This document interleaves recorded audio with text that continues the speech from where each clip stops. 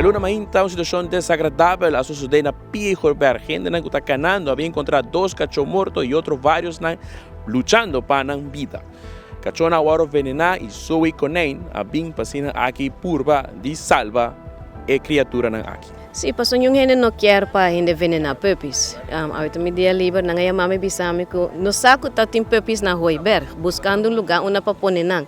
Awe na yaman nos pabisa ko nang tabezak ta venenando nang. Com 2 a fallecer, nos falta um mais.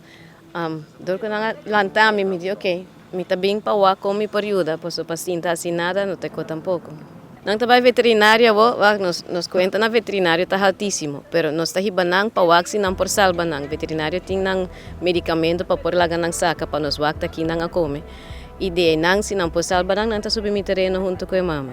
Nang ta venena cachona, não tá nada novo. Se nang não tá venena nang tá horca nang ta kima nang maltrato riba nos isla com nos mascota nang tá severo, tá algo sério.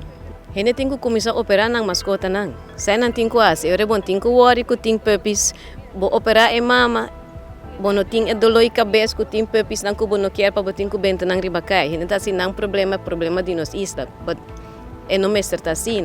Tem suficiente fundação que pode ajudar a operar.